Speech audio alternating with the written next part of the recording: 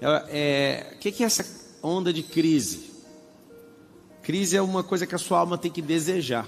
Ontem tinha um sócio meu chorando lá, 11 horas da noite, na minha garagem, chorando e falando assim: que hora que nós vamos voltar a crescer como antes, a explodir como antes? Eu fiquei olhando na cara dele, eu falei: do que você está falando? Aí ele falou: não faz sentido, a gente foi o povo que mais cresceu nesses últimos 4 anos, por que a gente não volta? Eu falei: você está transferindo crise sua para mim, eu não estou cobrando crescimento seu. Eu nunca cresci tanto na minha vida, só porque eu não apareço nos stories. E ele é um dos sócios mais próximos. Só que ele começou a gerar uma crise na cabeça dele. Eu falei: eu não estou te cobrando, você está me cobrando e tem alguma coisa errada com você. Aí eu falei para ele: você está querendo gerar uma crise, mas colocar eu dentro da crise, essa crise é sua. E aí eu falei para ele: bom você voltar para sua casa, repensar o que você está falando e gerar essa crise para você, porque nem eu estou gerando. Pablo, por que acontece isso? As pessoas, elas têm a necessidade de serem cobradas. Quando você não é autogerenciável, o que você vai fazer? Você vai ficar criando caos na vida dos outros para as outras pessoas te cobrarem. E eu não jogo esse jogo mais. Aí a gente foi discutir sobre os projetos dele, que faz parte do nosso ecossistema, e eu percebi que ele não foca nas coisas dele querendo me cobrar.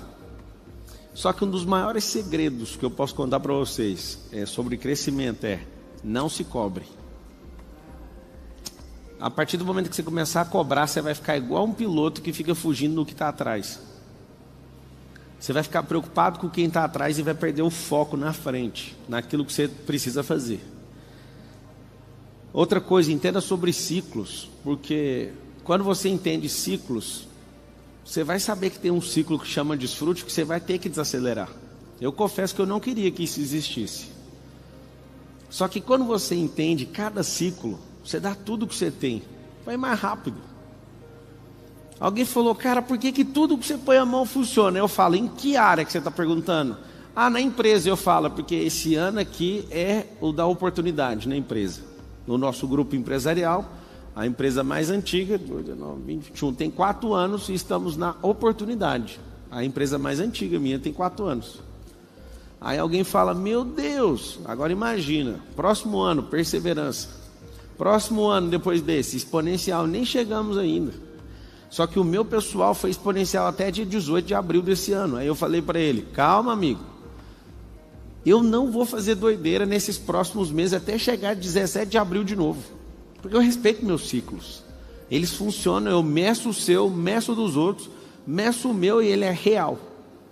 Ano passado foi assustador, e tanto de coisa que você nem quer e explode. Aí você fala: por que isso acontece? Várias religiões, cada uma põe um nome num negócio desse. Eu falo: são os ciclos. E aí o que é uma crise mentirosa? É quando você quer forçar um ciclo que não existe. Então existe crise o tempo inteiro? Sim, desde o Éden. Desde o Éden estamos em crise, não vai acabar. O último episódio da crise vai ser o tribunal do trono branco, quando o Senhor Deus falar: passa todo mundo aqui no mar de fogo. Lá vai ser a pior crise, depois daquilo não vai ter mais crise. Aí você fala: e até lá, o que eu faço? Administre, crie e cancele crises que não fazem sentido. Tem crise que não faz sentido, principalmente a dos outros. Alguém da minha família, não vou falar quem, falou assim para mim: você fala que ama resolver problema, que você ama problema, mas os meus você não ama. Eu falei: porque isso aí quem tem que amar é você. Não sou eu. É alguém que eu tinha que realmente nem responder desse jeito. Vocês já imaginam quem é. E eu falei: agora, eu já ia falar, se a Vossa Senhoria quisesse que eu resolvesse esse problema seu, você estava abrindo mão da sua própria vida. Você que tem que resolver. Você quer ajuda? Quero. Então faz isso e isso. Não, mas não é tão simples assim. Então esquece o que eu falei. Faz do jeito difícil. O que você tem que perceber? A gente vai estar sempre em crise. Ou na crise dos outros, ou na nossa. Eu vou te falar: é muito mais barato viver na sua própria crise. Muito mais barato. Porque você sabe até onde ela vai, você sabe o que você está fazendo. E quando você instaura a crise, não tem cobrança, mas tem pressão. Eu estava agorinha treinando de kart. Aí começou a chover. Aí eu vi todos os pilotos parando de correr. Eu falei, é tudo que eu mais quero. Eu quero alugar um caminhão-pipa para ficar molhando a pista, para eu ficar bom na chuva. Aí eu comecei, acabei de sair agora. Estava treinando agora. E aí o Nésio, que é bom pra caramba também, na chuva não consegue nem me ver. Eu vou embora. E aí eu paro, falo, vem, encosta aqui para você aprender. Não é do jeito que todo mundo faz, tem que fazer outro traçado. Aí eu descobri que tem 3 pistas dentro de uma pista por causa da chuva. A crise fez, eu vou falar, o cara tá bem aqui no camarim, mas não tô nem aí para ele. O Marcos Vilela parar de correr, aí dizendo ele que correu depois que eu fui embora. Faz todo mundo parar porque vira um sabão a pista. Virou uma crise. Só que eu vou te falar, a crise não é a pista molhada, a crise é a sua cabeça ficar com medo de rodar na pista molhada. A crise é sobre você, é igual a matemática. A matemática não é o problema na real é você ter assistido muita malhação e não ter desenvolvido o raciocínio lógico. E aí você culpa a professora, você culpa o MEC, você pode culpar eles também. Só que, na verdade, o maior de todos os culpados é você, que você não quis desenvolver. Pablo, mas eu não tenho culpa. Talvez alguém te bloqueou também de aprendizado. Só que a culpa é sua, porque você tem que resolver. Ninguém vai resolver por você. Pablo, você não sabe o que meus pais fizeram comigo. A culpa também é sua. Aí você fala, mas foi eles que fizeram. Pois é, mas você já é adulto, era para você já ter resolvido. Se fosse o Miguel reclamando do pai, tudo bem. Mas você já é adulto, você tinha que resolver isso aí. Então, quando eu vejo todo mundo desesperado, é onde eu me alegro, que eu sei que todo mundo vai aumentar a tensão, vai ficar se cobrando, vai tirar o pé do acelerador, vai pisar demais no freio. E aí, essa pista molhada, ela me chama a atenção porque o Ayrton Senna, no cartódromo de São Paulo, ele tomou um baile e ficou em último lugar uma vez numa corrida. E aí depois ele ganhou um apelido de o Rei da Chuva. Por quê? O dia que ele perdeu, ele soube o que fazer com aquela energia. Ele falou para ele mesmo, nunca mais ninguém vai ganhar de mim na chuva. Lá em Interlagos, no dia da Mercedes-Benz, que a gente corre, na C300, eu vejo a tensão de todo mundo, vai chover, dá para ver assim, um medo na cara dos pilotos. E eu dando risada, e eu nunca tinha corrido na chuva. Eu fui correr na chuva, eu estava correndo praticamente o mesmo tempo da pista seca, eu não estava entendendo nada, do tanto que a minha cabeça estava viajando. Porque eu não vi crise naquilo. A tensão, a cobrança faz você olhar para as coisas e tirar o pé e ficar morrendo de medo.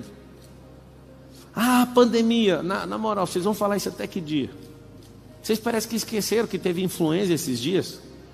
Vocês parecem que esqueceram que tem um cavaleiro amarelo, que é o de doença lá em Apocalipse, que quando ele for solto, essas pandemias nem saem. Vocês vão ficar falando disso até que dia, para justificar a má gestão de vocês com as empresas? Vocês vão ficar falando disso até que dia para falar que você largou da sua esposa ou do seu marido por causa da pandemia? Na verdade, você não gostava dessa pessoa, aí teve que ficar muito tempo com ela e comprovou isso. Antes você estava fingindo. Quando alguém fala, eu quebrei na pandemia, eu falei, essa é a história que você conta para o seu pai e para sua mãe. Para mim, não. Porque pandemia é pista molhada. Era só mudar o traçado, caralho. Isso é coisa da sua cabeça. E sua mãe que é mais bobo que você, porque deve ser isso, né? Que ela te instruiu. E você deve ser um bobo e ela deve ser um pouco mais bobo que você. Você melhorou um pouco. Mas ninguém acredita nessa história sua. Eu sei que alguns de vocês estão aqui com raiva agora. Mas a minha empresa quebrou por causa da pandemia. Não, é porque molhou a pista e você parou de correr. As pessoas não iam mais na sua empresa, você tinha que usar a internet para chamar a atenção delas. É só isso, era mudar o traçado. Então tem as 3 coisas que você vai notar nessa crise. Tem uma coisa que é absoluta. É pressão. Quem põe pressão em você? Eu tenho certeza que vários, talvez 99% de vocês. Existem pessoas que chegam perto, você gagueja. Eu também já fui assim. Você fica bobo, você não consegue nem conversar. Hoje eu parei num lugar, aí alguém falou, eu sou o PLD. Aí eu falei, nossa, que massa. Aí você fez o MVP, o cara não estava com nem de conversar comigo. Aí eu falei, amigo, você não fez o MVP. Você vai ficar nervoso é por causa disso, né? Aí não, é porque é você. Eu falei, você assistiu a aula de bater seu crânio e o meu no meio fio, para você saber que nós somos igualzinho? Ele, não assisti essa aula não. Eu falei, então você é PLD mesmo, certeza? Não fez o MVP e está nervoso da minha frente. Você sabe o que é isso? Você vai ficar nervoso na frente dos outros quando a pressão que você deveria ter exercido sobre você não for o suficiente. Na hora que você parar na frente de alguém muito importante na sua cabeça, te chamar tanta atenção que você vai tremer. Eu sei que alguns de vocês são assim, eu já fui.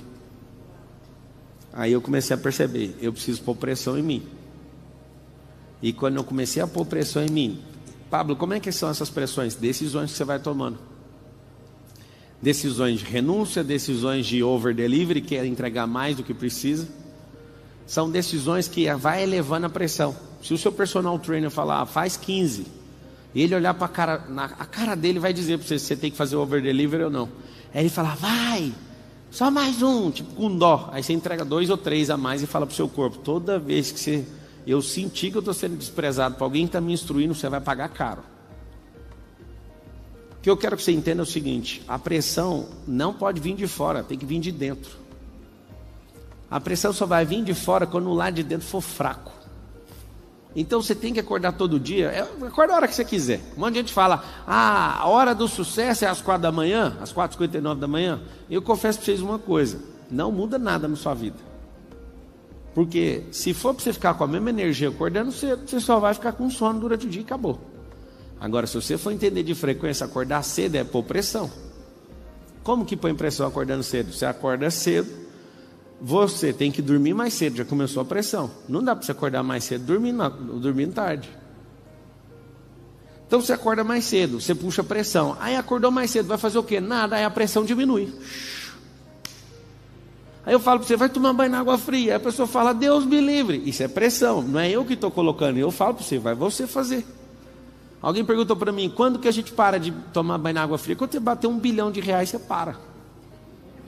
Nem riu, porque você não acredita que você vai bater. E você nem quer tomar, e tá bom, vamos ficar do jeito que tá ótimo. Coloque pressão de tal forma que aquilo vai virar engraçado na sua vida. Só que é você que tem que colocar. Quando você não gosta de trabalhar numa coisa e alguém força você a fazer aquilo, alguém está pondo pressão em você. Por que você não põe pressão e põe para fuder logo esse negócio? Você nasceu para fazer aquilo, você precisa aprender mais alguma coisa com aquilo? Não, é porque eu tenho que pagar minhas contas. Amigo, deixa eu te contar um segredo. É melhor você se pressionar e ficar uns 3 meses com as contas tudo atrasado do que ficar 30 anos fazendo uma coisa que você não foi chamado. Ficou 30 anos o cidadão pagando as contas dele tudo em dia. Só que ele fez aquilo que não era para fazer. É como se você tivesse que sair daqui para Goiânia de carro, e era isso que você tinha que fazer. Só que aí você resolveu ir lá para o Egito. Aí você fala, mas eu rodei muito mais que você. Pois é, você rodou na sua vida, porque não era para você ir para lá, era só para você pegar essa estrada aqui de 926 quilômetros. Só que parece que você quer fazer o mais difícil. Então essa pressão ela é simples, é você que abre isso. Quando o motor não tem pressão, o carro não corre. Nessa semana eu coloquei um combustível no carro, naquele vermelho, e aí na rodovia estava eu e o Marcos, eu fui, aí ele cortou e ficou andando só até 120 km por hora, eu não entendi nada. Aí acusou, está com problema. Alguém até me falou, nossa, ele parou, ele cortou em 120 km por hora, ele cortou, pois é o limite de velocidade. Eu falei, então está tudo certo. Só que você sabe que tem um potencial lá de fazer 3 vezes mais velocidade que aquilo. Então é agonizante quando você tem uma potência gigantesca e ela é cortada. A pressão vem de dentro. Então quando a turbina não gera pressão, o carro não dá tração. Não dá força. Pablo, eu não tenho força, eu sou procrastinador. Quem aqui humildemente reconhece assim, ó, eu sou um procrastinador profissional? Levanta a mão. Então, eu estava. O que é a procrastinação? É muito simples. A procrastinação é você trocar uma coisa de longo prazo ou eterna por recompensa imediata. Então você pega e fala, vou trocar isso aqui por uma recompensa imediata. Cara, é muito bom a recompensa imediata, porque você já acessa agora, só que ela é pequena demais. E não precisa de pressão para ter uma recompensa imediata, precisa só ser um idiota. Aí você fala, Pablo, eu quero mudar, eu quero ter resultado. Resultado é construído com micro resultados, com resultados pequenos. Então o que você tem que fazer? O resultado pequeno, ele precisa ser propagado. Você precisa acessar a recompensa dele, senão não vai destravar para a próxima fase. Conta para nós quando você colocou pressão em alguém. Agora, esse mês de agosto, eu falei, até 31 de agosto. Todo mundo que foi executivo aqui, que não tiver seu livro lançado, está fora do negócio.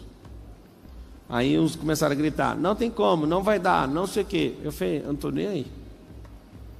Enquanto vocês vão lançar um livro, eu vou lançar 4, para vocês entenderem o que é pressão. Aí nesse auditório aqui, às 19 horas do dia 31 de agosto, estava aqui, os 25 livros sendo lançados. Tudo com capa, a família de todo mundo aqui, ninguém acreditando. Nossa, essa pessoa que nunca fez nada, lançou um livro e um... Né, Elis? 27 livros. E aí tava os familiares tudinho assim, mas o que esse papo fez com essas pessoas? O meu foi 6? 4 só meu, e um meu com a Carol e outro meu com o Marcos Paulo. Quando você for ler o livro meu e do Marcos Paulo, foi eu que escrevi sozinho. Eu coloquei o nome dele, porque ele fica louco, dizendo ele que foi ele que escreveu mais.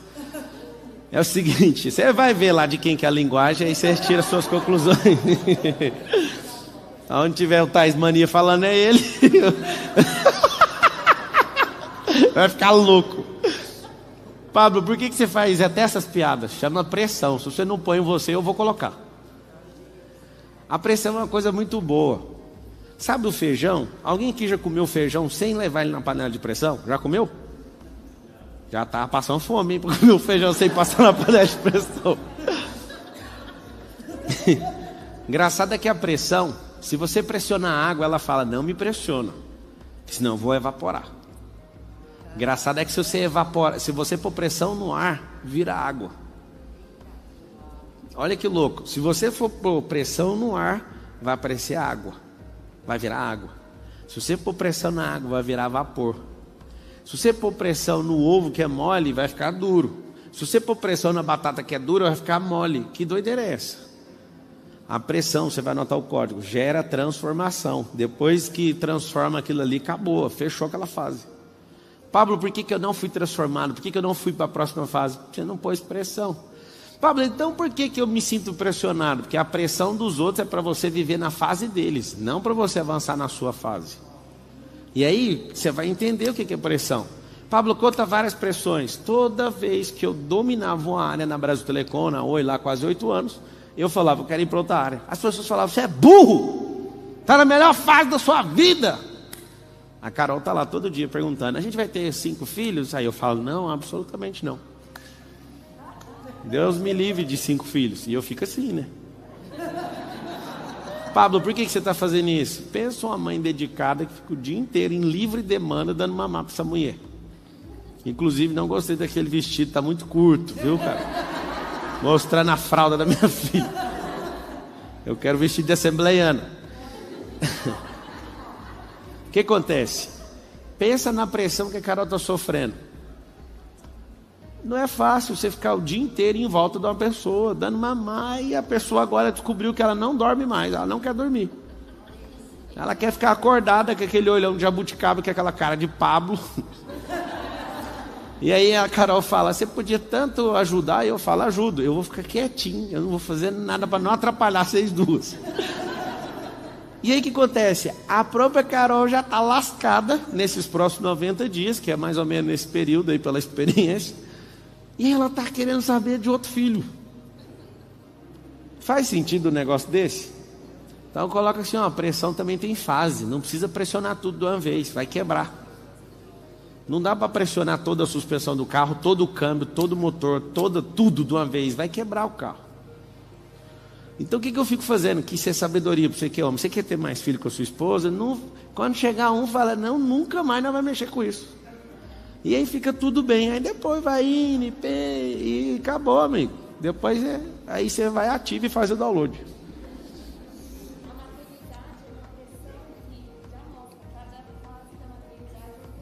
Sim. Sei. Tudo tem pressão. Só que quando você não cria as suas, vai ver a dos outros.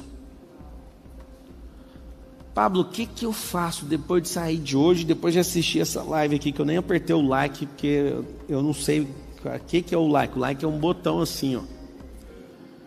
Aperta aí que é pressão que você põe no YouTube, e o YouTube tem que trabalhar para mim e para você, para chegar em outras pessoas, que no caso foi eu pedindo há 10 lives atrás, para você chegar bem aí, caso você não saiba. Às vezes você fala, não vou apertar. Eu te entendo, amigo. Você também não devia ter sido encontrado. Quando você aperta o like, você põe pressão no YouTube. E você que está aí sem fazer nada, que só tem 14, põe pressão no dislike, que é esse botão assim, ó. Pablo, por quê? Porque o YouTube entende, se tem muito like e dislike, chama mais atenção e vai atrair mais gente para assistir. Olha lá, subiu para 15, 16, é isso que você tem que fazer. Você não pode ser morno, você tem que apertar ou positivo ou negativo. O negativo mostra que você não está aprendendo nada, o positivo que você está aprendendo alguma coisa. Pegaram o código aí? Então o que acontece? Paga o garçom pelo menos. Aí, ó, já tem 18 dislike. Vai subir 1000 likes. Vai apertando aí. Deixa eu ver. Pablo, conta pra mim uma grande pressão que você pôs na sua cabeça. Acho que a primeira grande pressão que eu senti mesmo foi falar que eu ia fazer uma faculdade e não tinha nenhum real. Absolutamente nenhum real. Eu ganhava R$240 e eu lembro que eu peguei o olerite de R$240 e eu gastei ele inteiro na lanchonete do lugar onde eu trabalhava. A minha mãe falou, você é um miserável. Você trabalhou o mês inteiro para pagar lanchonete? Exatamente, eu não peguei nenhum real. Eu falei, mas a coxinha tem catupiry, não teve como. A minha mãe, não faz sentido, e não sei o que. Eu falei, mano, o que eu vou fazer da minha vida? A primeira pressão é ganhando isso, imagina, ganhando isso. Na verdade não é, eu tinha 16 anos, eu entrei na faculdade com 18. Com 18 eu estava ganhando outra coisa, que era R$800, eu desmontava e montava computador. E aí eu dava dinheiro para minha mãe, logo não sobrava nada, que era eu, minha mãe e minha irmã. E eu só queria fazer a faculdade. Sabe o que acontecia? Eu não tinha o dinheiro. E aí eu fui lá sem dinheiro e falei, vou entrar nessa faculdade. Enquanto eu coloquei meu nome lá, que eu passei no super vestibular da Universidade Paulista. Né? Eu não consegui passar na Federal, graças a Deus. Oh, Jesus, obrigado. Eu zerei biologia, não sei explicar como. E aí o que aconteceu? Eu fiz a inscrição. Era exatamente o valor da inscrição mais o meu vale transporte, que eu estava acabando de descobrir, porque eu ia entrar na Brasileirão no mesmo dia. Eu decidi, eu vou entrar nisso. Eu liguei, pai, o senhor pode pagar? Não. Alguém pode ajudar? Não. E todo o dinheiro era comprometido para comer, para bancar a minha casa lá. E aí eu falei para minha mãe, olha, eu vou fazer essa faculdade. Minha mãe, não faz isso não sei o quê. Eu falei, não quero saber. Foi ali a primeira pressão. Quando eu decidi fazer, eu estava saindo da faculdade com o papel na mão para pegar o boleto e pagar. Eu não tinha nenhum real. Eu olhei para o outro lado da rua, vi um monte de gente. Aí eu atravessei a rua, a BR-153, pulei o guarda-reis, cheguei e falei, o que vocês estão fazendo aí? Ah, vai ter processo seletivo para ser atendente de call center. Aí eu falei, como é que vocês colocaram o nome aí? Ah, eles ligaram. Eu falei mesmo. E dei uma volta, fiquei assuntando. Aí vi um cara, meu nome tá aí, não tá não, isso aqui. Eu falei, meu nome também tá aí não, coloca aí. Aí o cara colocou meu nome, me chamou. Eu fui para a sala, estou fazendo uma prova, a senhora abre a porta e fala, alguém aqui quer fazer teste por Helpdesk? Eu falei, Helpdesk ganha mais que essa sala aqui? Anota assim, fazer perguntas aumenta a pressão. Você vai descobrir coisas novas. Ela falou, ganha. Eu falei, eu vou. Aí fui. Cheguei lá, fiz tudo. Eu fui promovido antes de ser contratado, pra você ter uma noção. E aí, eu passei naquilo. R$525. Peguei aqueles R$525. Não dava para pagar a mensalidade da Unip. Aí eu peguei o Vale Transporte. E aí eu não usava o Vale Transporte, ia a pé. E até comprar uma bicicleta. E depois eu comprei essa bicicleta com um pedaço também das xerox que eu fazia, dos trabalhos para os amigos. E aí eu fui para essa faculdade, fiquei lá 5 anos na faculdade de Direito. Aquilo foi uma grande pressão. Eu lembro um dia que um amigo meu me chamou, você quer empreender fazendo show comigo? Eu falei, quero. Aí eu fui, usei todo o limite do meu cartão de crédito. R$2.000. Aí eu pus e ganhei 30 mil. Só que eu trabalhei 60 dias sem parar. Aí eu ganhei esse dinheiro. Quando eu ganhei esse dinheiro, foi muito massa. Esses 30 mil reais eu somei com um pouco que eu já tinha juntado e comprei um apartamento à vista para minha mãe. E a primeira coisa que eu fiz de grande aquisição foi um apartamento, e não foi para mim, foi para minha mãe. Inclusive esse apartamento minha mãe nem mora, ela tem ele de renda hoje, porque ela mora em outro que eu dei para ela 4 vezes mais caro. Só que eu quero te contar uma coisa, eu nunca lembro de nenhum ano, de 2004 para cá, que eu fiquei sem pôr pressão em mim mesmo. Eu falei assim, eu vou ler 100 livros, eu não consegui bater os 100, eu li 86 em 2006. Eu lembro que eu falava, eu vou crescer esse ano na empresa, eu crescia. Esses 7 anos e meio, né, quase 8 anos, eu cresci 5 cargos verticais. E no dia que eu falei assim, eu estou aqui num cargo muito massa, mas eu quero sair, foi a pior pressão de todas. O dia que eu não quis mais o escritório que eu tinha montado de advocacia com grandes amigos, foi uma grande pressão que eu coloquei em mim mesmo. O dia que eu realizei meu sonho de comprar um carro, acho que o único carro que eu realizei o sonho de comprar foi o Jetta, o resto não foi nada de sonho, eu nunca consegui comprar o carro do sonho.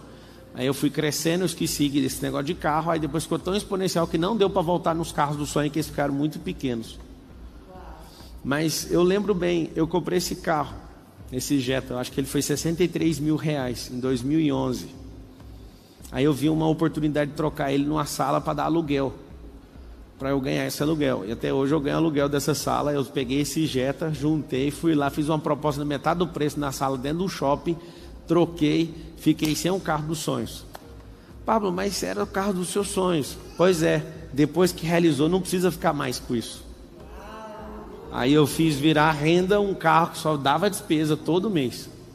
Aí eu fui andar com um carrinho de 10 mil contos, mas estava feliz lá ganhando meus 1.500 reais de aluguel todo mês daquela sala. Não dá para falar sem microfone por causa da transmissão. Se for falar, pega o microfone e segura. Quando eu tiver no entendimento, espera um pouquinho. Tá, espera só um pouquinho aí e já deixa o microfone, faz assim, vê se ele está funcionando, agora você entra. Então, eu lembro bem das coisas que eu ia fazendo e eu ouvi algumas pessoas que eu amo dizer, o Pablo não para com nada. Eu quero que você entenda uma coisa, você não precisa parar com nada, você precisa construir o tempo inteiro. Porque parar com barracão, parar com chevette é uma coisa que não faz sentido. Parar com gol quadrado, parar com casa de 3 quartos, você não precisa. Essa teoria de parar, ela é da estabilidade, e quem é da estabilidade não tem pressão. Se as pessoas que passarem em concurso público e estudaram 3 anos seguidos para fazer isso, se elas continuassem estudando, vocês acham que elas iam parar onde depois de passar no concurso público? Eu não consegui entender como alguém que pressiona a si mesmo durante 3 anos para passar num concurso, pega um salário de 20, 30, 50 mil reais e aí estaciona. Amigo, você não pegou o código da pressão, por que você não continua estudando até você achar os milhões? Não tem como você não entender isso. Ela pôs pressão só para entrar no nível 2 da estabilidade. Aí depois ela não se pressiona mais.